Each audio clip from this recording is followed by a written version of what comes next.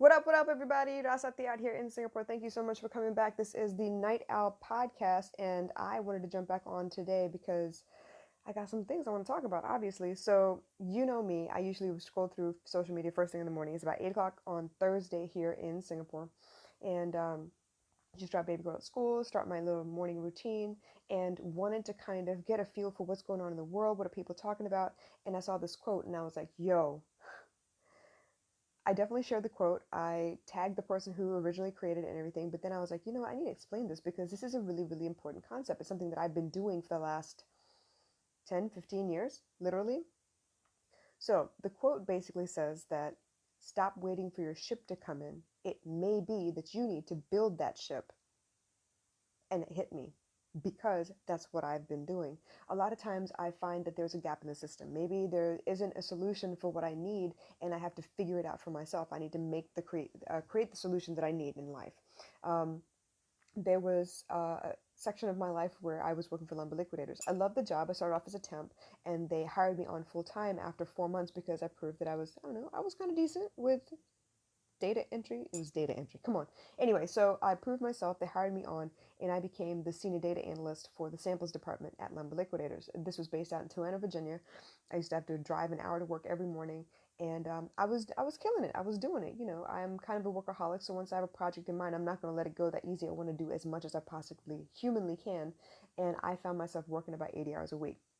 Now, around that time, um, I had recently just gotten married and I got pregnant. So what ended up happening was because I was a temp, because it was a considered a pre-existing condition when they hired me on full time, I did not qualify for maternity leave.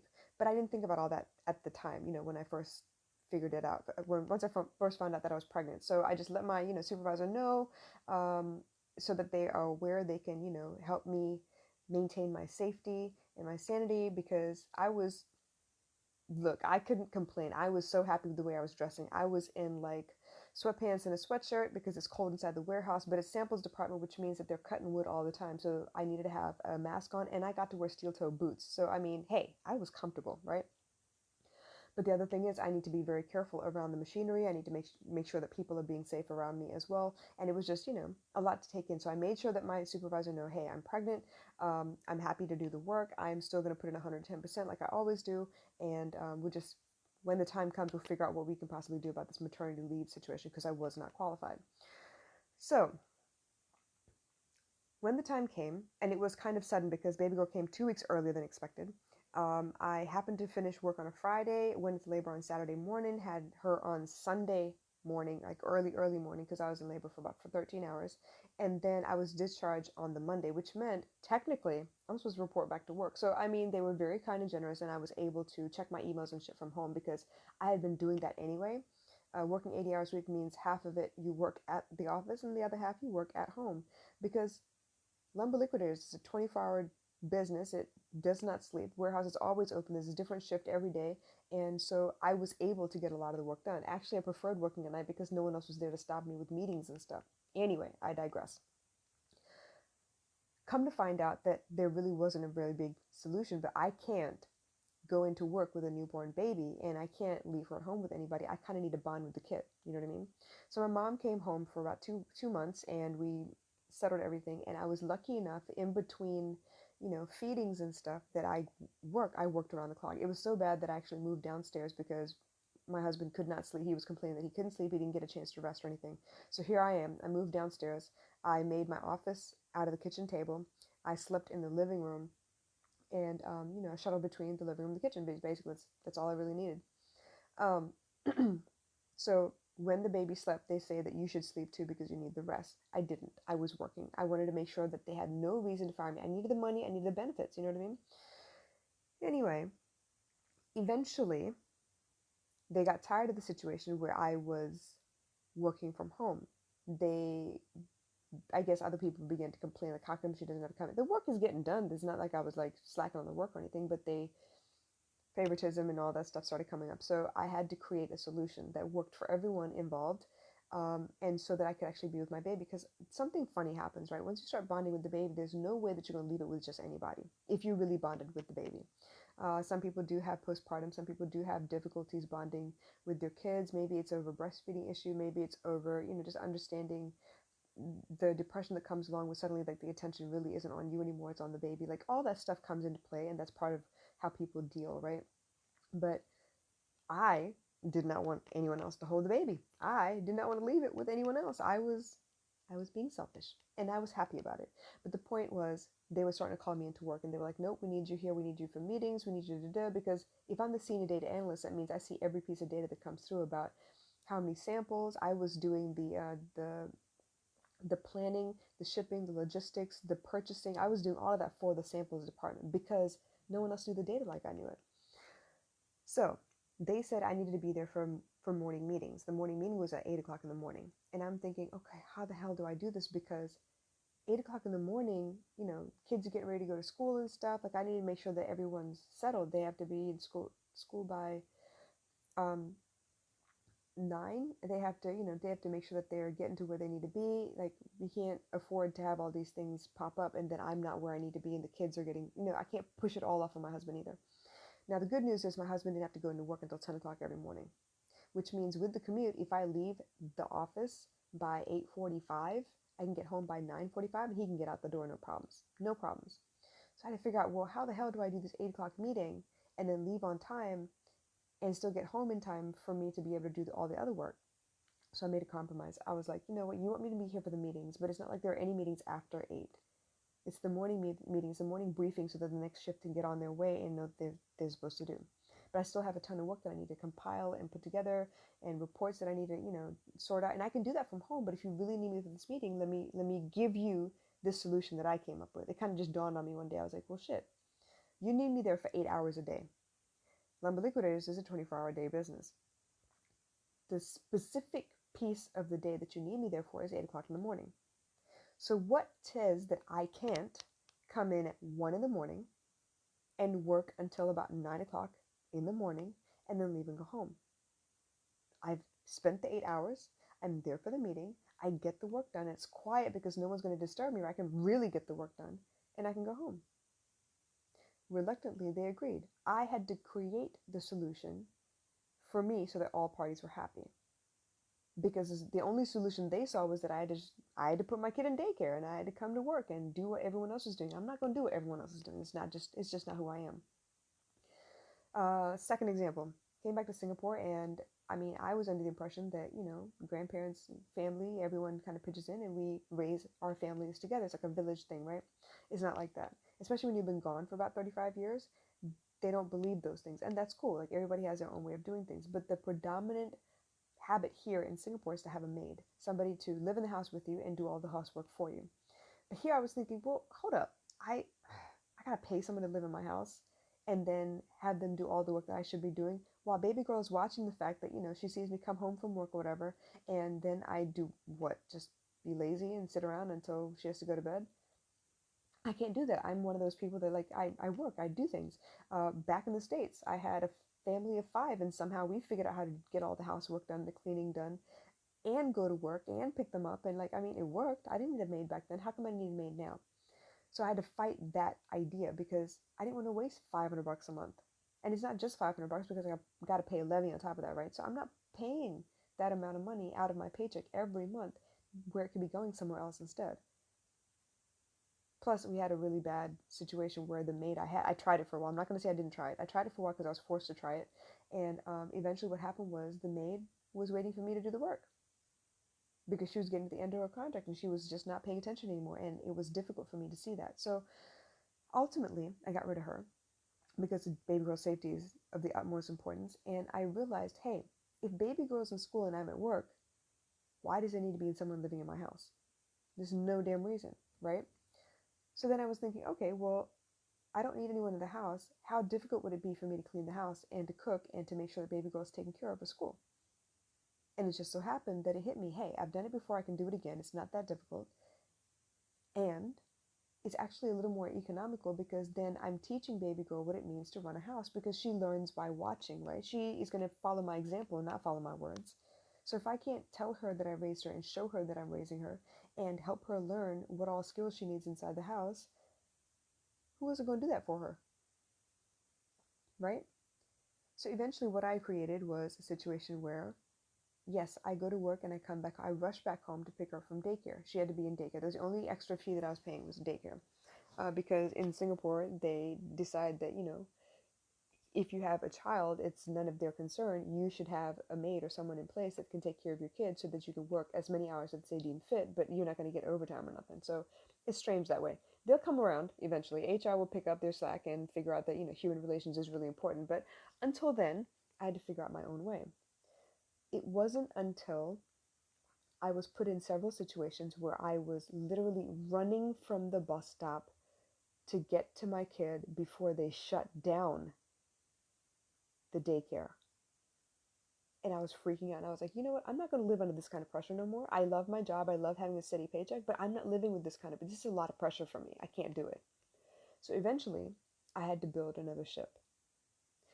Eventually, I decided to quit my job and create the kind of life that I think would be best for me and my kid, while fulfilling all of the basic needs that she needs and I need.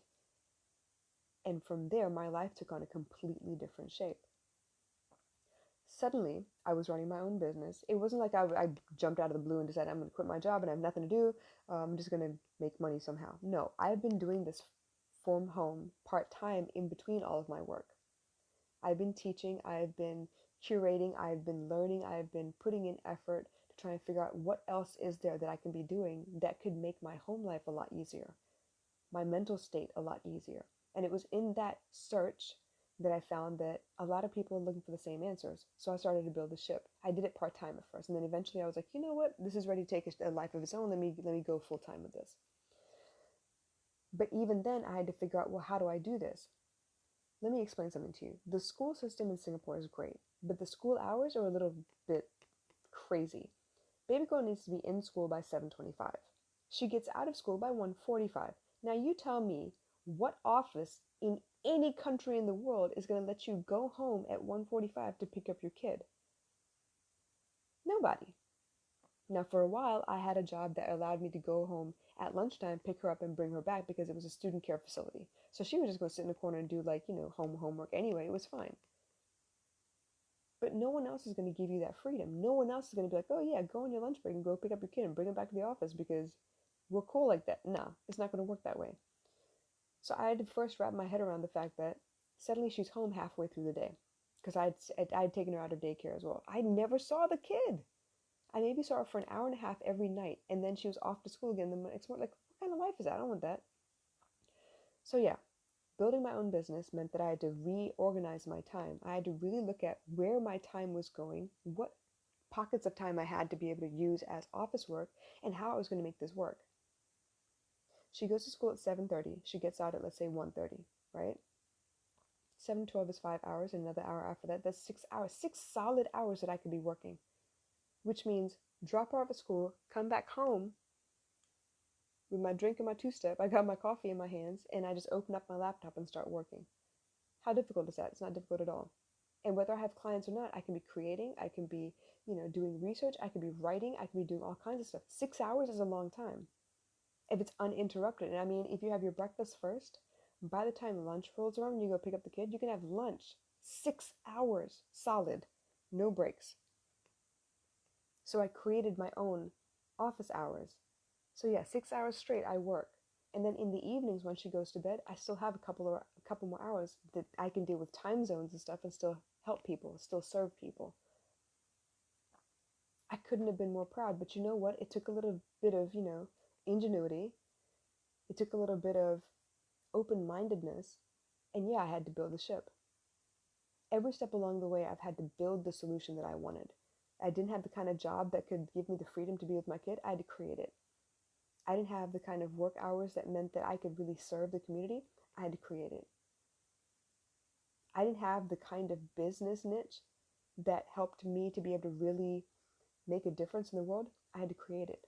I had to dig deep. I had to do a lot of soul searching, but I created it every step of the way. I'm the shipbuilder here, master shipbuilder. Because I'm not about to sit around and wait for someone else to create my solutions. Something I realized when this whole mindset, motivation, mental health path that I'm on, If my problems can only be solved by other people, I will forever be depressed and anxious. Oh, it's this person's fault that I feel like this, and that person's fault that this is happening to me, and I can't believe that the world is just treating me this way. If it's everyone else's fault for the way my life is, it means I have no control. I'm at the mercy of everything outside of me before I can actually find happiness. Fuck that. Not with that. Shut all that noise down. If they're not going to help, I need to build it for myself. If they're not going to teach me, I need to learn it for myself. If they're going to say no every time I need something, I need to learn how to be self-sufficient so that I don't need to ask anyone else. Yeah, sure. Ask people for help. Put yourself out there. Learn from other people. That's great. But not everyone is going to say yes. So for the no's out there, I thank you because it made me resilient and self-sufficient and independent to like an arrogant end. But because of that, I found a way to make my solutions. I will never again be at the mercy of the world. I will wake up every morning and happen to it on purpose. So for all of you out there who are trying to figure out, well, how do I do this? How do I do this? What do I do next? I don't understand. Why is this happening to me? I want you to stand tall in front of your mirror and you look at yourself and you say, you know what? I can figure this out. There is a solution. I just haven't figured it out yet. I don't see it yet.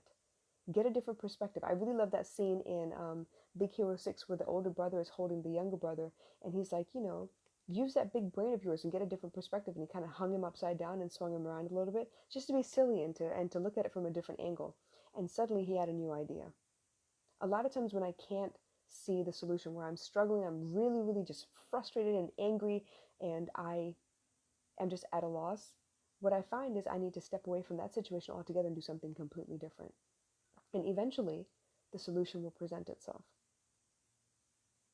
I will always be the answer to my problems. Always. I will always be the one to generate whatever it is that I need to generate in order to get the result that I want.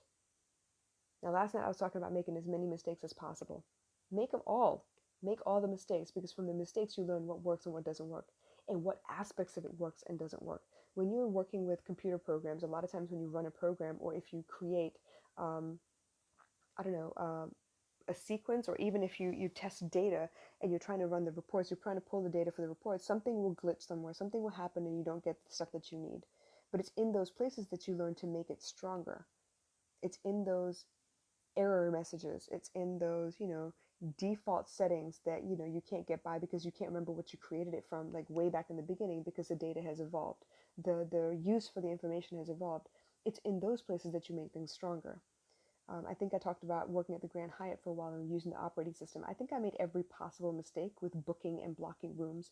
I screwed up a lot. But it's because I screwed up a lot that I was able to teach the way that I did for any new employee, because I knew exactly the kind of mistakes you were going to make, and I was going to tell you exactly why you shouldn't. I'm not going to just say, don't do this. I'm going to tell you why, because I've been there. I've gone through it. So making mistakes and being a master shipbuilder, those are my two big, big takeaways from last year. I will forever be the answer to all of my problems. All those answers have to come from me. They're my problems. And I will forever keep trying new things in order for me to better understand the world around me, better understand the people around me, better understand what they're doing to cope in whatever way they can. Because if I'm going to be the order that I think that I will be, if I'm going to move the masses and really help people to be more peaceful in this world, I need to know all of that. So I hope this makes sense, you guys. Go ahead and think about building the ship that you need to come in to save you.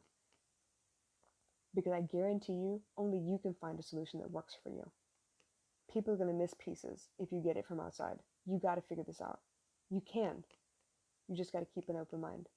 If you have any questions, please leave them in the comments. But in the meantime, y'all have a blessed day, and I'll catch you again soon.